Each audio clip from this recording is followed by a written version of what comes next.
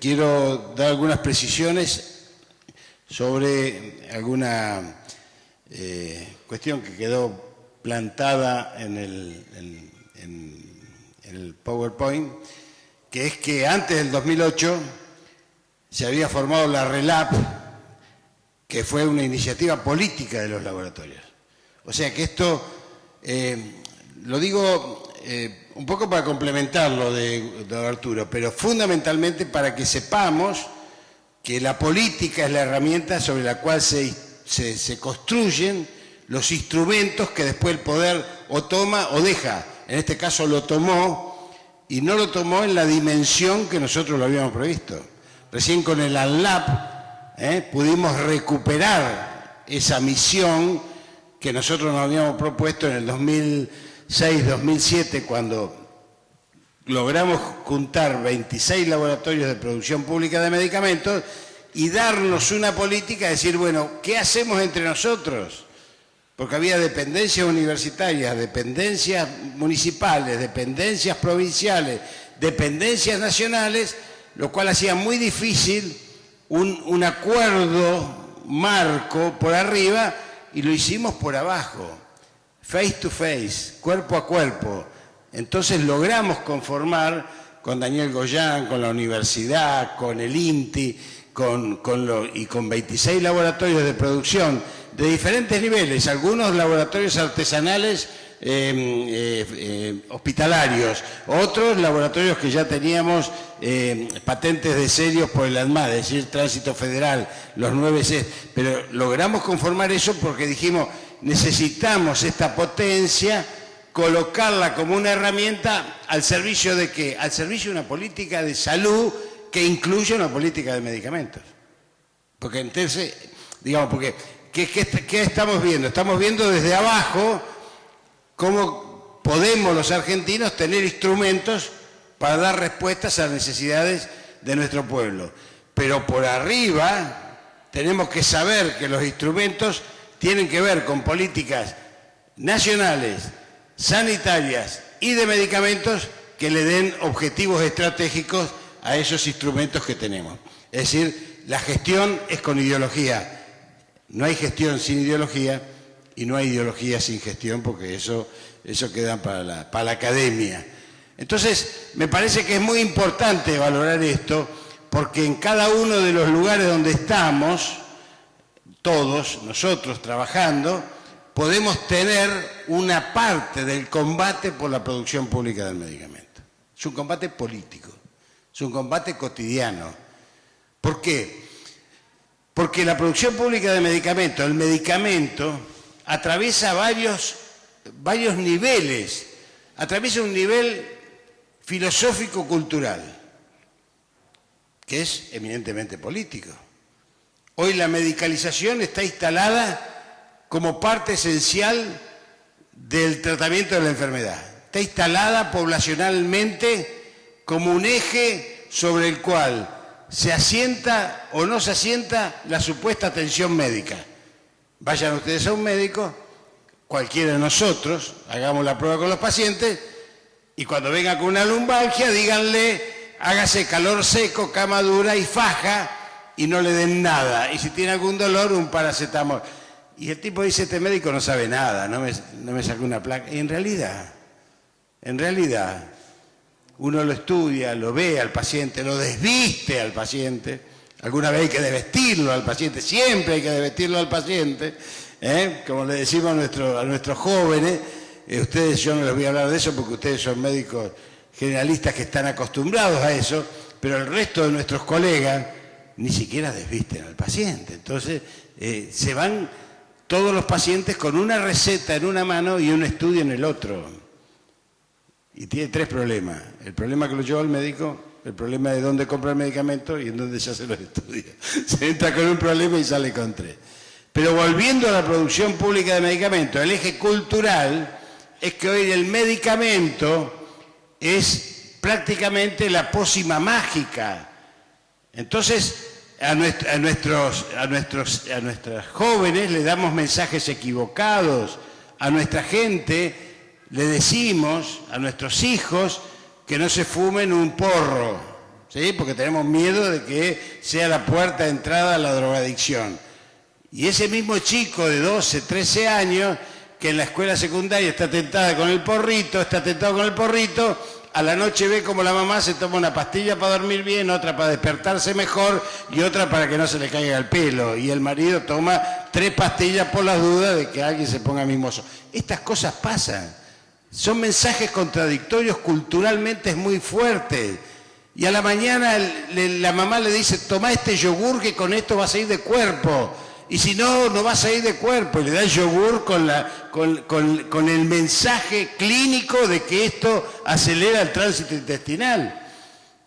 ¿Por qué? Porque tiene algo que vio en la televisión. La comercialización de la publicidad con factores clínicos en los medicamentos, en los complementos, en los suplementos dietarios e incluso en los cosméticos, es una cultura del enemigo, es una cultura de la industria.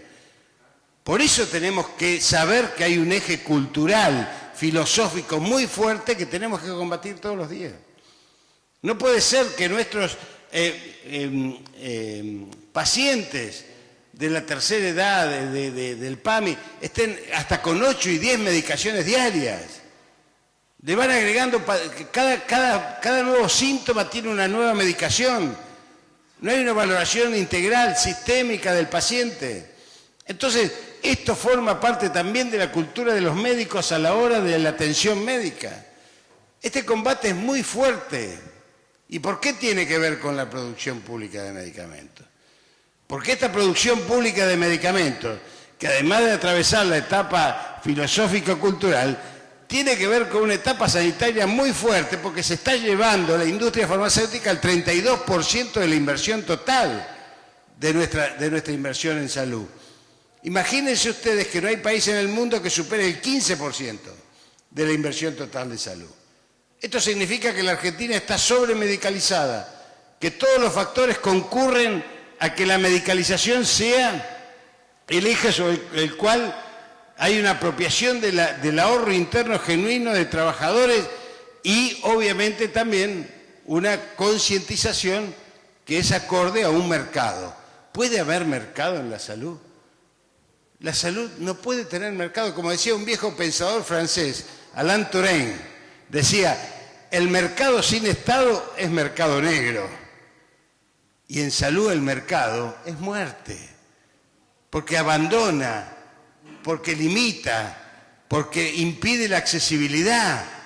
El medicamento es un bien social sobre el cual debe operar la accesibilidad plena y universal de los individuos en caso de que, además, tiene que cumplir el primer principio sanitario, que es no dañarás, cosa que en la mayoría de los medicamentos no lo sabemos.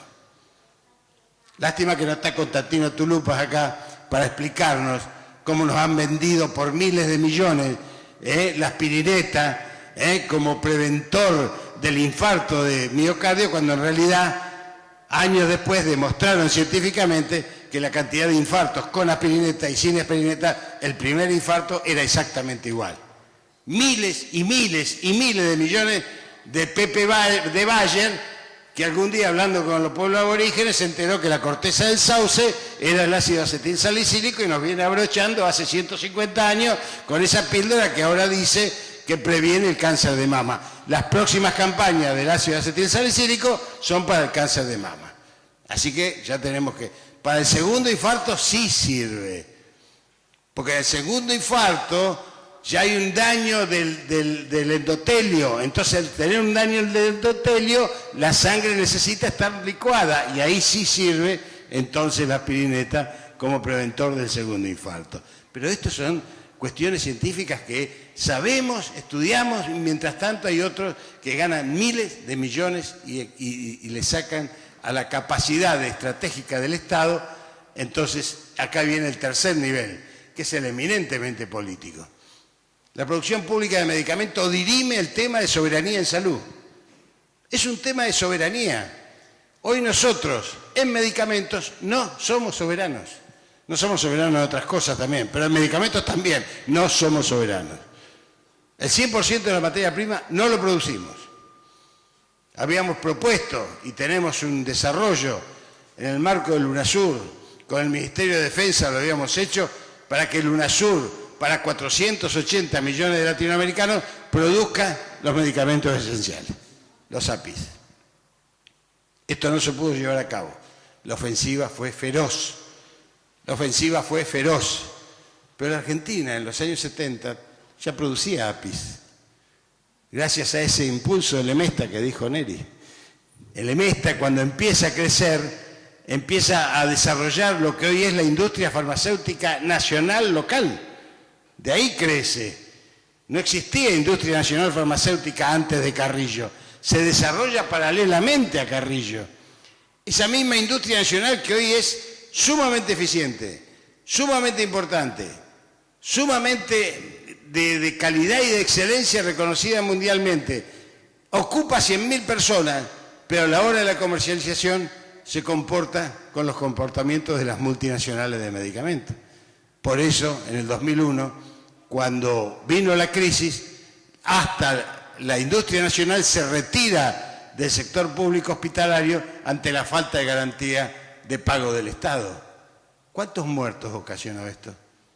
Tenemos, porque sabemos los muertos de Plaza de Mayo, sabemos los muertos de la represión del 2001, pero sabemos cuántos muertos dejó casi 6 meses sin provisión de medicamentos, donde tuvimos que salir a producir medicamentos artesanales en todas las farmacias del país, de los hospitales públicos, en malas condiciones, en las peores condiciones, con tal de dar una respuesta a los 6,5 millones de enfermos crónicos del país que se atienden en los hospitales nacionales. Esta estadística no figura y se nos murieron muchísimas personas por no tener acceso al medicamento. Entonces la producción pública tiene que ver con la soberanía del medicamento, con la soberanía política del país en las políticas sanitarias. Tiene que ver con nuestra capacidad de generar un ente regulador como el ANMAT, que deberá ajustar aquello que tiene que ver con nuestra relación con el resto del mundo. Nosotros venimos criticando, y lo digo en voz alta, porque no lo hemos logrado todavía, delimitar o terminar con el anexo 1 del ANMAT, donde los medicamentos del FDA, Japón e Israel entran directamente con condiciones mucho más lábiles que el resto de los medicamentos del mundo. Y esto me parece que nos tiene que hacer reflexionar. Nosotros necesitamos elaborar, tenemos farmacólogos, tenemos gente como Arturo, tenemos gente que sabe, ¿no? Como yo, que me dedico a la política del medicamento, sabe en serio hacer un formulario terapéutico nacional o latinoamericano que tenga que ver con las necesidades epidemiológicas de nuestra región, de nuestro pensamiento, y con las prioridades que marquemos nosotros, no las prioridades que se marquen en otros lugares del mundo y que después nos terminan poniendo las vacunas que necesitan ellos vender o los medicamentos que necesito ellos colocar. Esto es un tema de reflexión profunda y que merece un trabajo a largo tiempo. Hemos retrocedido porque habíamos avanzado en 2 leyes fundamentales, la 26688 y la 27113, la de la LAP.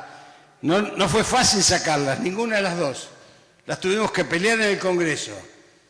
Por eso yo les decía que la primera ley que vetó Macri en la legislatura porteña fue la de producción pública de medicamentos. Pese a que había sido votada por su propio bloque.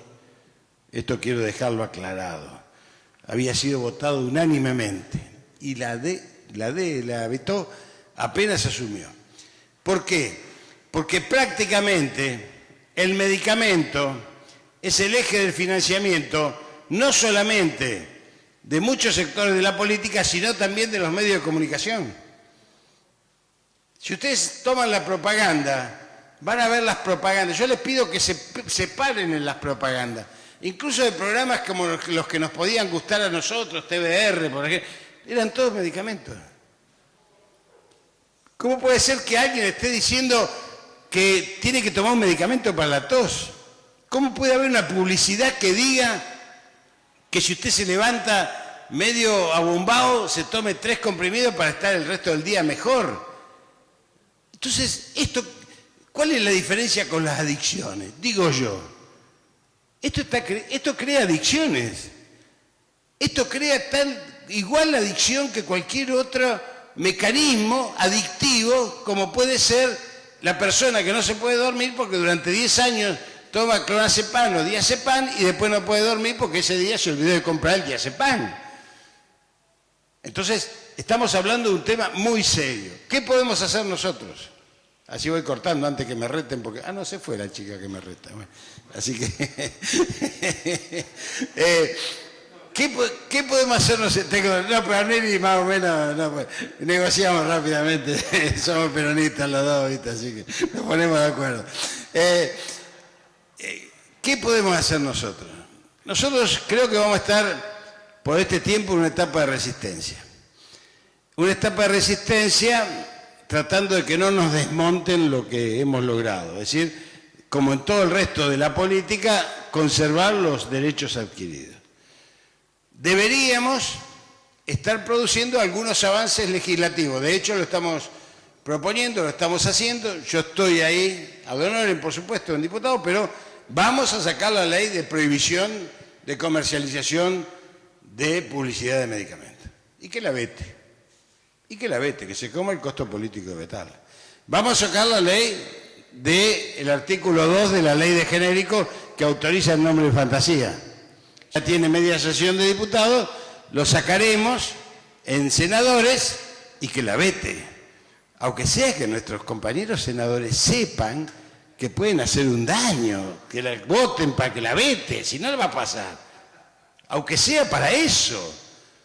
Y para que nosotros podamos dar un testimonio público de hacia dónde vamos, independientemente si somos o no somos poder. Porque nosotros somos poder, aunque estemos en la oposición. Tenemos que saber que tenemos que dar señales hacia dónde tenemos que ir el día de mañana. Entonces, nosotros las leyes las tenemos que sacar. Esas leyes y otras leyes más que tenemos en carpeta para sacar. Entre ellas, la que mencionó hoy Rubén, sobre el que también tiene media sanción, que es los equipos básicos de salud. La vamos a sacar. Y si la quiere vetar, que la vete. Nos da a nosotros un gran cartel para ir a explicar por qué la vetó en todos los lugares del país y hacemos docencia con eso. Así que tenemos que utilizar el judo como el mecanismo de propagandización de aquello. Ahora, ¿qué podemos hacer? Yo, Arturo, personalmente creo que nosotros tenemos que intentar, con los pequeños puestos de poder que tenemos, rearmar la RELAP, con presupuesto o sin presupuesto. La verdad que yo creo que si dependemos de un presupuesto estamos fritos, no nos van a dar presupuesto. Tenemos que depender de la voluntad política. ¿Qué podemos hacer? Aquello que pensamos al principio. ¿Para qué armamos la RELAP nosotros? Para capacitar recursos humanos, capital humanos en común, es decir, capacitar a nuestros bioquímicos, a nuestros farmacéuticos que quisiesen entrar. No todo el mundo quiere ser médico sanitarista, no todo el mundo quiere ser médico generalista, no todos quieren ser cirujanos, como yo, y terminar hablando de esto. Así que bueno, cada uno va eligiendo el camino. Pero también es cierto que nosotros podemos, asociativamente, porque dependemos de diferentes instancias de conducción, al no estar centralizados, promover las compras en conjunto. ¿Por qué no? ¿Quién le impide a la Universidad de Córdoba, junto con Laboratorio Puntano, junto con Misiones y junto con Formosa, hacer una compra conjunta en la India? Nadie lo impide. Y cuando más volumen compra, más bajan los precios. ¿Qué nos impide, un dato ya un poco más técnico, hacer un proceso de trueque? Mirá, yo produzco esto y vos producís aquello. Es decir, yo produzco amoxicilina y cefa y vos producís toda la línea de cardiotónicos, o producís toda la línea antihipertensiva, o producís toda la línea diabética, en tiradas continuas, sin pérdida de días, que implican baja de producción. Hoy todos esos laboratorios que nombró Arturo están trabajando un turno, o sea que él hablaba de 50 millones de comprimidos. Imagínense si le damos una lógica industrial ante una demanda de una política que, por ejemplo, nos diga, esto no lo vamos a hacer ahora con Macri, pero sí lo podemos llegar a proponer, que los laboratorios públicos sean capaces de producir la medicación habitual de las 4 enfermedades crónicas más importantes de la atención primaria de la salud, como hipertensos, diabéticos, renales y cardiópatas. No salen nada. Porque además, si uno entrega el medicamento gratuitamente, ¿qué pasa? Puede controlar la adhesión al tratamiento. ¿Qué cuesta tomarle la presión a un hipertenso cuando le entregas el... Nada. ¿Qué cuesta medir una glucemia? Nada. Es un segundo. Tenemos miles de CAPS en todo el país para hacerlo. Esto implica ir a la casa, sacar la enfermedad del hospital y llevarla al barrio, ir a entregar el medicamento. Esto no sale nada e impide el impacto en el segundo nivel de internación. Impide la amputación, impide la retinosis diabética, la retinopatía diabética, impide la miocardiopatía, impide la diálisis, impide el accidente cerebrovascular. Imagínense lo que uno está sacando del segundo nivel de internación. Entonces estamos hablando de una cosa muy seria cuando hablamos de producción pública de medicamentos. Y encima, ahora aparecieron los biológicos. Bienvenido al supermercado. Ahora tenemos los biológicos, de alto costo, de baja incidencia, que nos rompen literalmente el presupuesto, iba a decir, siempre quise decir el presupuesto, pero que nos rompen. ¿Por qué? Porque la incidencia del biológico hoy está, por un lado, asentada en algunos retornos y gratificaciones, como ya se explicó acá a los colegas, gratificaciones importantes. Por ahí, si está Mario Gorini, me comentaba que oncólogo está ajeno a esto, digamos, en la quimioterapia, por ejemplo. Pero también es cierto que hasta hay piratería entre la industria, cuando en un biológico, una investigación, desarrollo e innovación descubre una fórmula aproximada para dar una respuesta terapéutica, el laboratorio de al lado hace espionaje industrial, le copia la fórmula, va cambiando las proteínas y si conserva el efecto clínico, patenta otra vez. El mismo efecto clínico patentado 2 veces. En vez de ser un similar, ¿no es cierto? ¿Querías decir algo?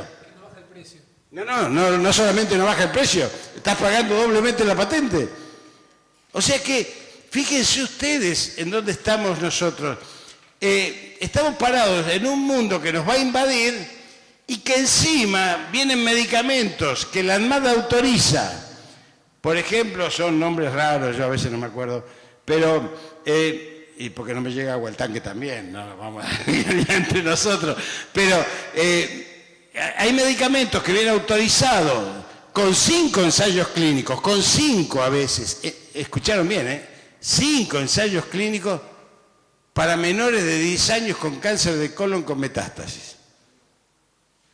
¿Escucharon? Ese medicamento que estuvimos estudiando, en los 5 ensayos clínicos, no da muestras ni de mejoramiento de la calidad de vida, ni de mejorar la expectativa de vida. Entonces, ¿para qué se lo damos?